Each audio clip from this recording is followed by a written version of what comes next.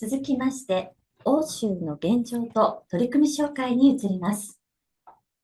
欧州の最新動向について、インクルーシブエクセレンスインヨーロップの取り組みにつきまして、欧州研究会議 ERCEA のジェンダー&ダイバーシティアクティビティグループコーディネーター、クラーディア・ジーザスライディ先生にご発表いただきます。それでは、クラーディア先生、よろしくお願いいたします。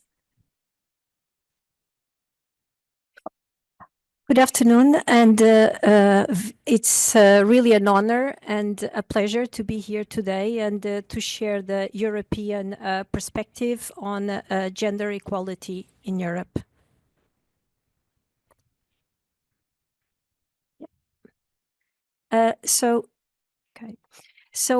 Inclusive gender equality in the European research and innovation remains an important goal to improve European research and innovation systems.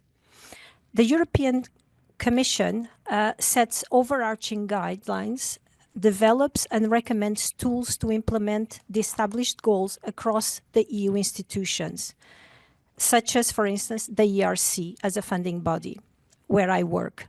Therefore, I will start by presenting some umbrella aspects and the strong message coming from the top. So the European Commission President, Ursula von der Leyen, political guidelines are very clear for the next 5 years. She said, we will continue to strengthen our daily work to strive for gender equality. This is an area where we have made historical progress from women on boards and pay transparency, but we are also seeing deeply worrying trends, from the scourging of femicide and violence against women to obstacles preventing women from progressing in their careers or their education. You can also see this is the image of the College of Commissioners, where you have about 36% of women represented. Then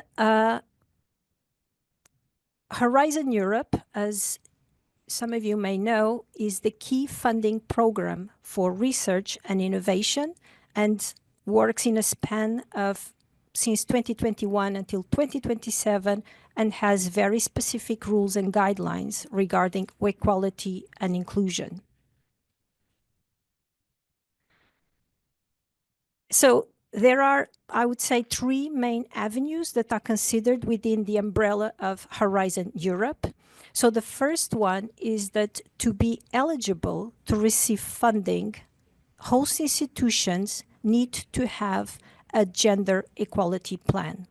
Within the gender equality plan, the main areas that are recommended to be focused on are work-life balance and organizational culture, gender balance in leadership and decision-making, gender equality in recruitment, and career progression. Also measures against gender-based violence, including harassment. And then a second avenue is integration of gender dimension, which was mentioned by Professor Ito, in research and innovation, which entails taking into account sex and gender in the whole research and innovation process when relevant for the type of research that is being carried out. Another aspect is the, when necessary, gender and also geographical diversity can be used as a factor for prioritizing for proposals with the same ranking or same exact score. So this means that we can then give priority to the, for instance, the underrepresented gender in the ranking list of projects to be funded. Next. Okay, so here is just a table summarizing the ongoing monitoring exercise on women's representation across the funding programs. So you have the Horizon 2020, which was run from 2014 to 2020, and Horizon Europe 2021 to 2027. And you see that indeed there has been a positive increase evolution of the representation of women, both as experts, coordinators of projects, but also members research members in projects. Next. Okay, in addition to these actions, very specific funding is also now allocated for actions supporting the development of inclusive gender equality plans, which I mentioned that are now mandatory to get funding from Horizon Europe, and to gender studies and intersectorial research.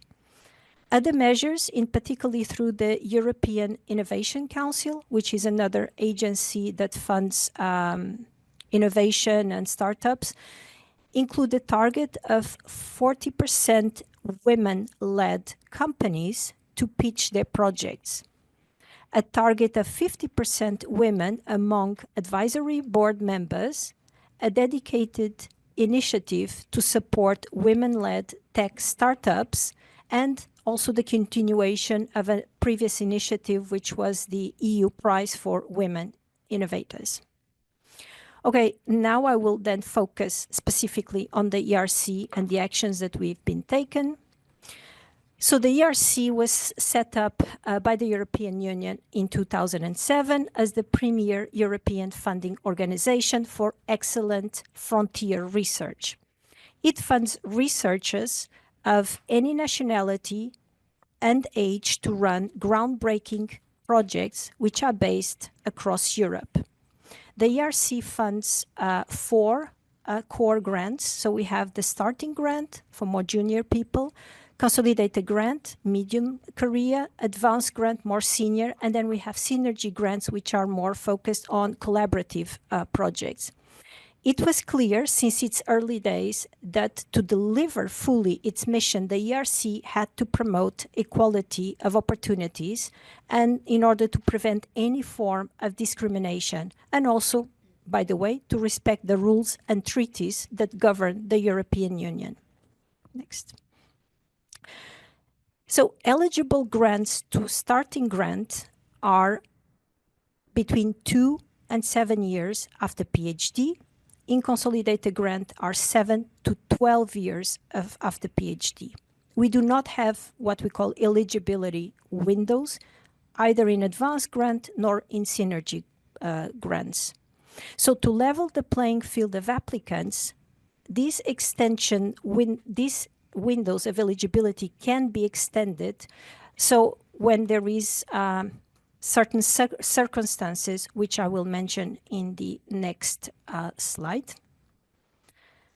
So the window of eligibility, both for starting grant and consolidated grant, can be extended based on circumstances that have been experienced by the researchers, such as, for instance, maternity, paternity, long-term illness or disability, national service, so national military service, which in some countries can be quite long, clinical training, victims of natural disasters, seeking asylum, and this is very recent. It was just approved 1.5 weeks ago. Also, the impact due to gender-based and other types of violence. Next slide. So since 2007, the ERC funded more than 14,000 researchers with 93 different nationalities, working in over 950 different institutions. In addition to that, over 100,000 researchers and other professionals were also employed in ERC projects. So the ERC's impact on researchers and the research communities is quite remarkable. So consequently, we are quite mindful that the credibility and visibility worldwide carries great responsibility. The mere possibility of biases, be that implicit or explicit, affecting grant peer review is a matter of serious concerns by any funders, as it compromises the fairness and legitimacy of the evaluation system. Therefore, ensuring equal opportunities is a basic principle, and its absence can damage the credibility of all the decisions that are being made. Next slide.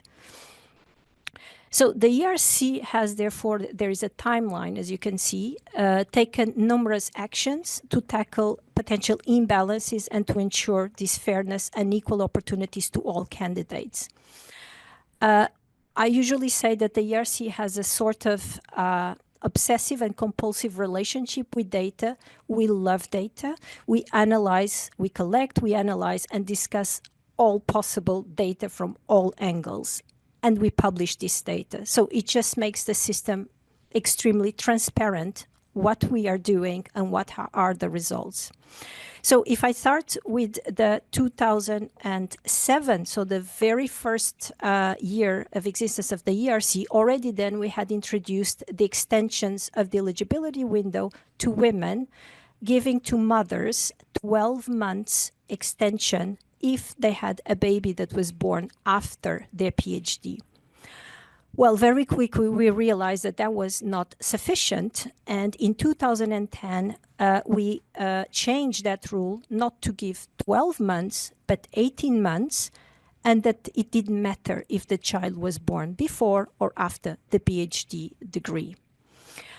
Just to be clear, we give 18 months to all women.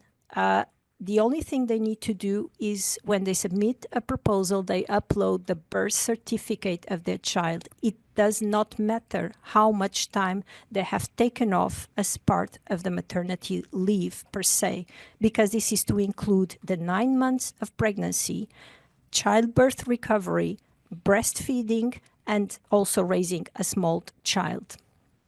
We do a similar approach to men that have taken taken off paternity leave. So, but in this case, we ask fathers to upload a certificate showing how much time they actually took off as part of their parental leave.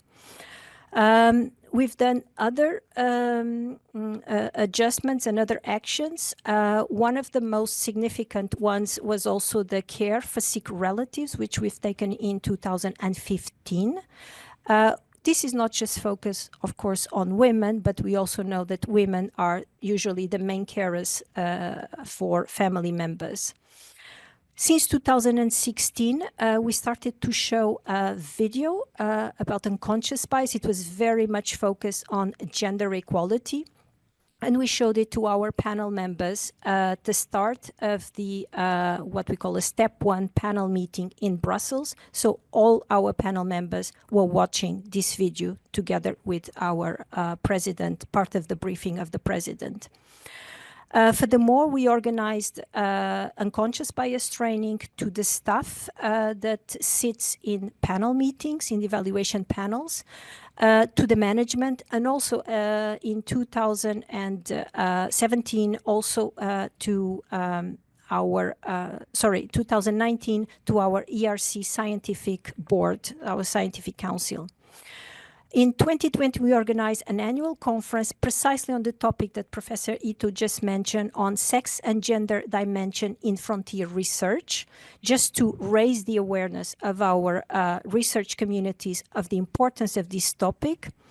In 2021, we published a new ERC gender equality plan where we outlined our vision for the next 7 years.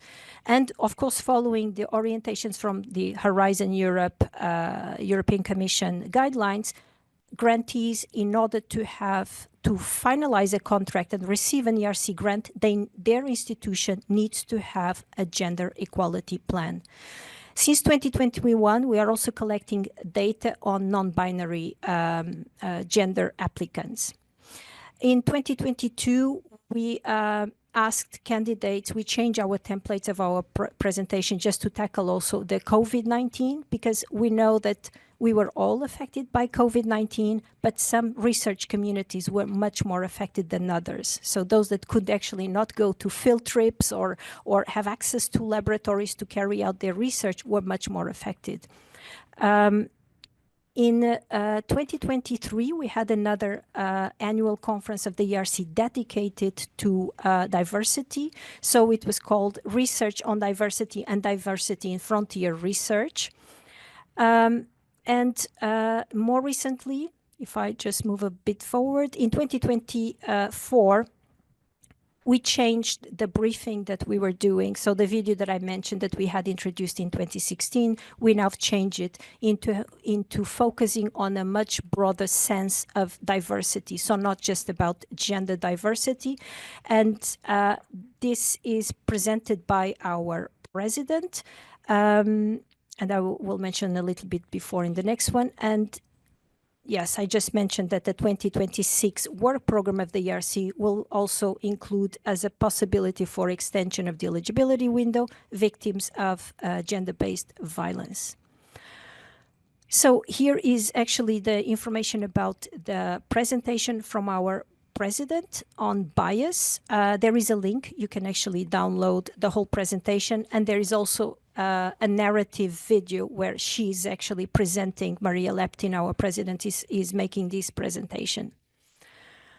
So, of course, because we have this obsessive and compulsive relationship with data, we analyze whether we have been successful in the actions that we've taken. So in these slides, what you see is the representation of women at the ERCEA in the last, well, since 2007. You have one graph for framework programs. So the framework programs are usually 7 years. So in the one more to the left, you have 2007 to 2013. And then the top one is the former framework program, so 2014 to 2020. And the bottom one is the current one, the ongoing Horizon Europe. And what you can see is that the share of women, for instance, as panelists, increased by 11% in these last 15 years, even if recruitment of women requires much more efforts. What does this mean? It means that when we invite women to serve as panelists, they are more likely to decline the invitation than men. We also observe an increase of total proportion of women, both as applicants, about 9%, and as grantees, 50% since the framework program 7. In Horizon Europe, proportion of women in the most junior grant scheme is about 40%, both applicants and grantees, and in the middle career grant is about 35%, with panelists at about 39%. Of course, you can see that in advanced grants, so our most senior funding program, progress is also being made, but with an increase of 8% in women applying and 13% in women grantees. So with the exception of advanced grant, where we have now about 23% of women applicants, we have now comfortably passed the so important proportionality milestone of 30%, which some sociologists consider extremely important, as then the group is no longer considered and perceived as a minority, but actually being taken as part of the club and part of the group. So next slide. Here what you see is the evolution by work program and by grant scheme. So STG actually means starting grant, which is the most junior scheme. COG, it means consolidated grant, which is our intermediate funding scheme, and advanced grant is our most senior scheme. So since Horizon 2020 work program, men and women, as you can see, have comparable success rates, which is a significant progress since FP7. So we were also quite interested to know whether our actions regarding the extension of the eligibility rules had an impact on the success of the last years, the success rate of the last years. So therefore, we looked at the success rate of women with and without extension. And we concluded, this is for starting grant, and we concluded that women grantees with extension window play a major role in the Horizon 2020 and Horizon Europe achievements. Well, they do have a comparable success rate between men and women, but in starting grant, women in the window of eligibility, so in the extension, actually make up for 40% contribution of the total success rate of women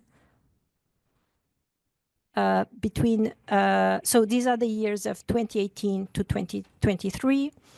And in consolidated grant, they actually make up for more than half. One can speculate that that's also because that's the period in life where most women will have children. Now, if we pass on to the, yes, this is extensions and success rate specific to starting grant. In the pie chart, it actually shows a success rate of applicants, again, with and without eligibility extensions disaggregated by gender. So you have both men and women, because of course men can also ask for extensions. In the starting grant, the success rate of women and men with and without the extension is comparable, with only minor differences. So women are about 0.5 higher in the window with 13%, and 1% lower in the extensions, lower than men. So women with 13.6 and men actually with 14.6. If now we look at the consolidated grant, the success rate of women without the extensions is about 1.5% lower than men's. With the extension, the success rate of men is actually the highest, with about 17%. So we are quite pleased with these results, but experience tells me that probably now I need to make sure that it's very clear for everybody that we do not take any positive discrimination in our evaluation panels, we do not take any affirmative actions, and we do not take any quotas in consideration. So every ERC awardee has been selected based on excellence only. Thank you.